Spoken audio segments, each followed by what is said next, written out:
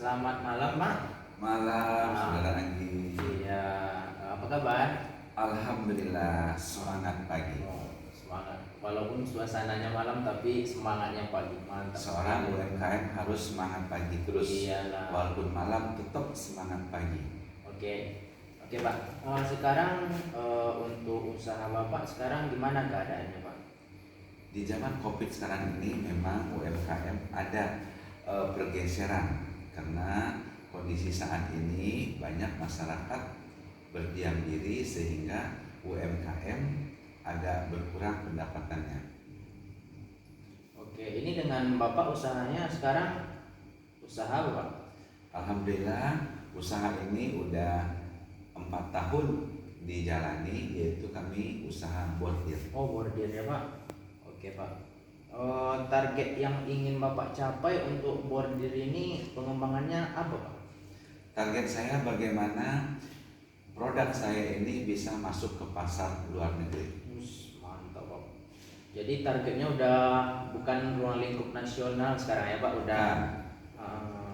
Jadi bagaimana saya punya produk ini bisa seperti produk-produk yang ada di Jawa Barat dan ekspor keluar. Ini, Pak, jadi untuk pencapaian target yang ekspor ke luar negeri itu apa yang sudah Bapak lakukan, Pak? Oke, selama ini produk yang saya buat masih dalam lingkup di daerah kami aja, tapi bagaimana produk saya bisa keluar, saya coba untuk di mana ada pertemuan-pertemuan, di mana ada pameran-pameran, mudah-mudahan di situ bisa ketemu pembeli luar. Jadi perkenalannya itu dari itu ya, Pak, dari setiap event-event tadi ya? Iya, sebagai seorang UMKM harus aktif untuk mengikuti di dalam pertemuan-pertemuan, baik itu tingkat kota, provinsi, nasional, bahkan untuk ekspor luar negeri, sehingga produk kita mudah-mudahan nanti dari orang luar negeri bisa membeli produk kita dengan tetap mempertahankan mutu. Kemudian yang belum Bapak lakukan untuk pencapaian target itu, Pak, apa aja, Pak? Ya, banyak sebenarnya untuk pencapaian target ekspor. Tujuan saya ekspor. Kalau untuk pasar dalam, insya Allah produk saya udah bisa dikenal oleh masyarakat Indonesia, terutama sekali Riau dan Sumatera Barat. Namun bagaimana produk saya bisa ke pasar ekspor? Nah, biasanya saya juga selain mengikuti pameran di dalam, berusaha juga untuk ikut pameran-pameran yang diadakan di Malaysia, sehingga kita bisa ketemu dengan calon pembeli atau pasar dari Malaysia. Saya melirik Malaysia salah satu potensi pasar yang cukup potensial untuk bordir saya yang dibuat sebagai mukena. Oh, gitu ya, Pak. Kemudian bagaimana perasaan Bapak saat ini dengan keadaan UMKM dan keadaan wabah yang menimpa dunia sekarang, Pak? Baik, wabah ini kalau kita lihat memang bukan Indonesia saja, tapi negara-negara lain juga demikian. Namun jika kita tarik ke dalam usaha kita, memang ada dampaknya. Sekarang yang biasanya produksi 1 bulan bisa membordir sebanyak 30 lembar, barang sekarang banyak, tetapi pembeli tidak ada. Dengan demikian, yang sehari biasanya 30 lembar, mungkin sekarang kita perkecil supaya barang yang sudah kita buat tidak menumpuk di dalam gudang. Memang dengan COVID ini ekonomi, terutama sekali UMKM, dampaknya cukup besar sekali.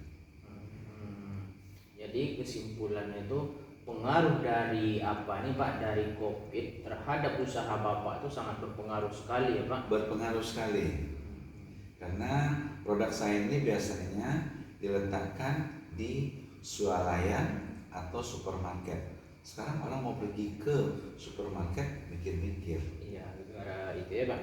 Iya. Kemudian untuk pencapaian target tadi kan ada yang belum tercapai nih, Pak. Ya, Jadi kapan rencananya Bapak untuk untuk melakukan hal tadi kan pameran di luar negeri. Jadi kira-kira kapan Bapak untuk melaksanakan itu tuh, Pak? oke. Karena sekarang lagi musim pandemi, nah, kita belum dapat konfirmasi. Cuma dari beberapa asosiasi bordir, kita akan ada pertemuan di daerah Pulau Jawa. Insya Allah, tahu dengan pertemuan-pertemuan itu, saya selalu membawa produk saya ketemu dengan calon pembeli baik dalam maupun luar. Itu salah satu trik untuk mencapai target saya. Gitu ya, Pak. Jadi dalam proses pengembangan usaha Bapak ini kira-kira siapa sosok yang selalu mengingatkan Bapak untuk pengembangan usaha ini, Pak? Oh, banyak sebenarnya kalau kita lihat inspirasi-inspirasi daripada wirausahawan. Nah, saya sangat terinspirasi dengan Bob Sadino. Bob Sadino ya, Pak? Ya. Nah, kalau Bob Sadino itu saya melihat bagaimana perjuangannya dari mulai bawah sebagai kuli bangunan, sebagai kondektur, sebagai tukang bangunan, dan lalu menjadi sebagai orang yang memelihara ayam, ayam petelur, ayam daging sehingga jadi besar dan mempunyai pasar tertentu di daerah Jakarta. Itu yang membuat saya terinspirasi dengan Bob Sadino. Tidak ada yang tidak mungkin kalau kita sebagai seorang wirausaha kecil mempunyai keinginan yang besar.